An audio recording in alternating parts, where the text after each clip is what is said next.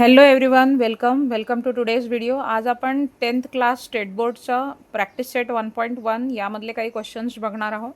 इथे आता तुम्हाला क्वेश्चन दिला आहे. Question number 1, complete the following activity to solve the simultaneous equation. तुम्हाला इथे दोन इक्वेशन्स दिलेले आहे, 5x + 3y = 9 आणि 2x - 3y = 12. सो आता आपल्याला इथे बॉक्स दिले आहे जे ब्लँक होते पहिले आणि त्या बॉक्सेसमध्ये काहीही लिहिलं नव्हतं. या एम्प्टी बॉक्सेसला आपल्याला फिल करायचं आहे. इथे आता दिलं आहे लेट्स ॲड इक्वेशन 1 आणि 2. पहिले आपण दोन्ही इक्वेशनला ॲड करणार.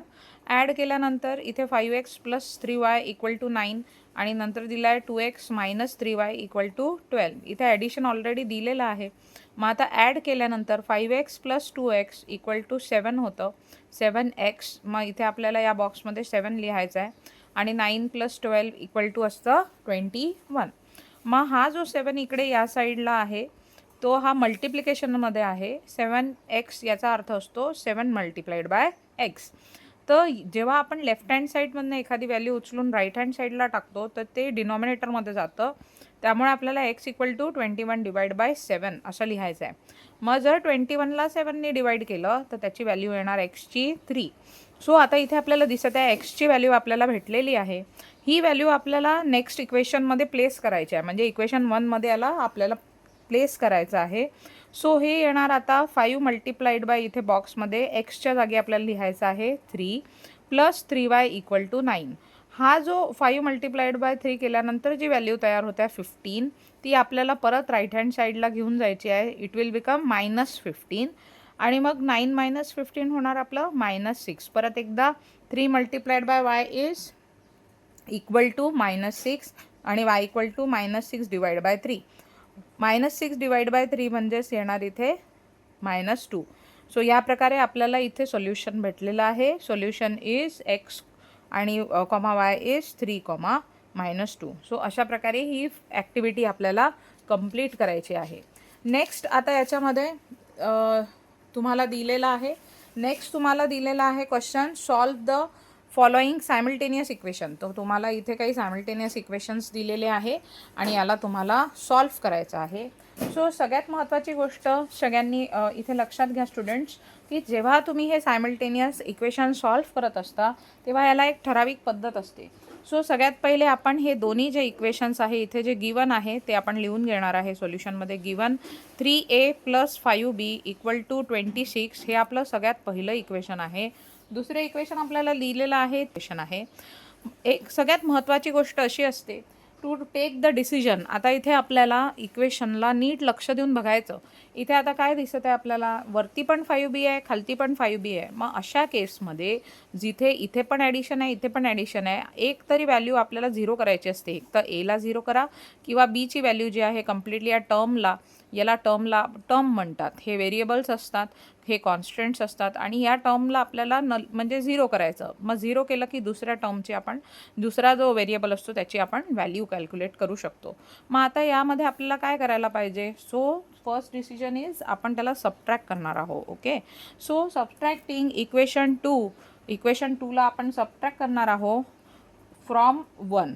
तर आपल्याला 2ला जे आहे 1मधनं सबट्रॅक्ट करायचं आहे. मग सबट्रॅक्शन केल्यानंतर काय होणार की 3a + 5b = 26. याला मायनस करायचं. a + 5b = 22. 26मधनं 22 गेलं की इथे येणार तुम्हाला 4. हे होणार 0 आणि इथे प्लस आणि इथे काय येणार 3a - a = 2a. सो इथे 2aची व्हॅल्यू आपल्याला भेटलेली आहे 4. तर एची व्हॅल्यू जी आहे 2aचाच अर्थ असतो 2 × a. हा मल्टिप्लिकेशनचा 2 तिकडे गेल्यानंतर आपला डिनॉमिनेटरमध्ये जाणार. So it is 4/2. सो एची व्हॅल्यू आपल्याला भेटलेली आहे. एची व्हॅल्यू आहे 2.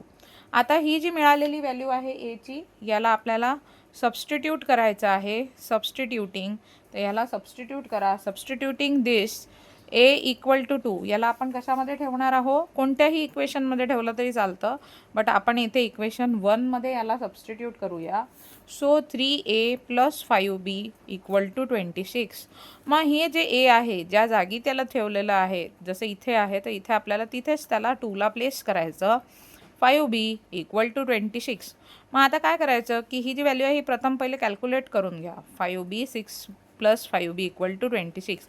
हा 6 इथे आपण जो आहे बाय डिफॉल्ट त्याच्यासमोर जी साईन घेतात ती ॲडिशन असते, तिकडे गेल्यावर ते मायनस होणार. सो 26 मायनस 6, तर इथे आपल्याला भेटणार 20. 5b इक्वल टू 20, तर b इक्वल टू काय येणार 20 डिवाइड बाय 5. सो आपल्याला इथे काय व्हॅल्यू भेटलेली आहे 20 डिवाइड बाय 5 काय असतं 4. सो बीची व्हॅल्यू काय भेटलेली आपल्याला 4. अशा रीतीने आपल्याला आपलं सोल्युशन मिळालेलं आहे. तर जेव्हा पण तुम्हाला सॉल्व्ह करायला सांगतात, सॉल्व्ह करणं म्हणजेच काय की टू फाइंड द सोल्युशन कोणतं सोल्युशन ए आणि बीची व्हॅल्यू. तर इथे आपल्याला ए आणि बीची व्हॅल्यू काय भेटली आहे 2,4. आय होप तुम्हाला हा आवडला असेल video. Thank you so much all of you. जर तुम्हाला पूर्ण डिटेलमध्ये अजून काही यातले व्हिडिओज पाहिजे असतील तर नक्की तुमच्या फ्रेंड्ससोबत शेअर करा आणि लाईक करा आणि सगळ्यांना सांगा. आणि जितकं होऊ शकेल तुम्ही कमेंट पण करू शकता. जर तुम्हाला व्हिडिओ आवडला तर मी नक्की जास्तीत जास्त असेच अजून व्हिडिओज तुमच्यासाठी या चॅनलवरती आणत राहणार. धन्यवाद. Thank you so much. आता नेक्स्ट आपल्याला इथे क्वेश्चन दिलेला आहे, त्याच्यामध्ये आपल्याला सोल्युशन परत फाइंड करायचं आहे. हा पण प्रॅक्टिस सेट 1.1 मधलाच आहे क्वेश्चन. तर आता इथे आपल्याला पहिले लिहायचं आहे गिवन. सो आता आपल्याला सगळ्यात पहिलं जे इक्वेशन आहे x plus 7y equal to 10. So हे आपलं फर्स्ट इक्वेशन आहे, याला आपण 1 लिहून घेऊया. सेकंड इक्वेशन आहे 3x minus 2y equal to 7. हे आपला सेकंड इक्वेशन आहे. सो आता सगळ्यात पहिले इथे आपल्याला चेक करायचं आहे की ह्या दोन्ही पण जे इथे टर्म्स दिसतात आहे, ज्यामध्ये एक एक्स व्हेरिएबल आहे आणि याच्यामध्ये दुसऱ्याच्यात वाय व्हेरिएबल आहे, हे सेम आहे का. तर इथे आपल्याला दिसत आहे की नाही, सेम नाही आहे. मग आपल्याला यापैकी एक तर या टर्म्सला किंवा या टर्म्सला आपल्याला इक्वल करावं लागेल. सो आपण काय करणार आता इथे मल्टिप्लाय करणार. Okay, so multiply equation 1. हे जे इक्वेशन 1 आहे याला आपण मल्टिप्लाय करत आहोत कशाने, थ्रूआउट बाय 3. कशाने करणार आहे इथे आपल्याला थ्रूआउट हे जे इक्वेशन आहे हे 3नी मल्टिप्लाय करणार आहोत.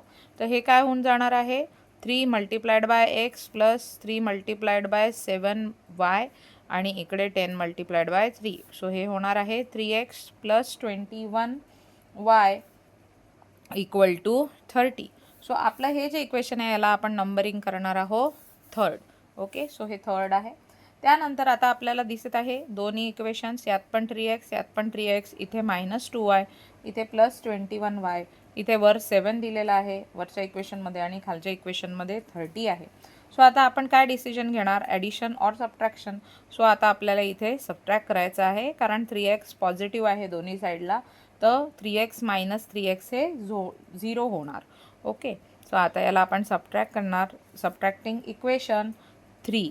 तर इक्वेशन 3ला आपण सबट्रॅक्ट करणार आहोत फ्रॉम इक्वेशन 2. तर इक्वेशन 2मधून याला सबट्रॅक्ट करायचं आहे आपल्याला. मग इथे काय येणार 3x minus 2y equal to 7 आणि इथे येणार 3x plus 21y equal to येणार इथे 30. सो आता याच्यामध्ये आपल्याला या दोघांना पण सबट्रॅक्ट करायचे. हे 0 होऊन जाणार. -2 आणि -21, तर मायनस मायनस हे प्लस होतं आणि आपल्याला मायनस साईन द्यायची आहे. -23y इक्वल टू इथे 7 मायनस 30 हे काय होणार -23. सो y इक्वल टू काय होणार -23 अपॉन डिवाइड बाय -23. याला पण इकडे घेऊन यायचं. yची व्हॅल्यू होणार आहे 1. त्यानंतर ही जी व्हॅल्यू आपल्याला भेटलेली आहे याला आता आपल्याला काय करायचं आहे सबस्टिट्यूट करायचं आहे. ओके, सो आता याला आपण सबस्टिट्यूट करणार. Substituting this y equal to 1 in equation, कोणत्या इक्वेशनमध्ये 1 इक्वेशनमध्ये आपण याला सबस्टिट्यूट करणार. So 7x plus 7y equal to 10. मग आता जिथे y आहे तिथे आपल्याला काय लिहायचं आहे 1 आणि equal to 10. x equal to काय येणार इथे 10, हा प्लस 7 तिकडे गेल्यावर काय होणार -7. सो एक्सची व्हॅल्यू काय मिळाली आपल्याला 3. सो अशा प्रकारे आपल्याला एक्स आणि वाय दोघांच्या पण व्हॅल्यू मिळालेल्या आहे. देअरफोर आता इथे आपल्याला हे करायचं आहे की देअरफोर इथे वाय इक्वल टू 1 आला आहे, तसंच therefore X equal to 3. So solution, तर इथे काय येणार आता आपल्याला solution is x, y which is equal to इथे येणार तुमचं 3, 1. अशा प्रकारे हे इक्वेशन सॉल्व्ह झालेलं आहे.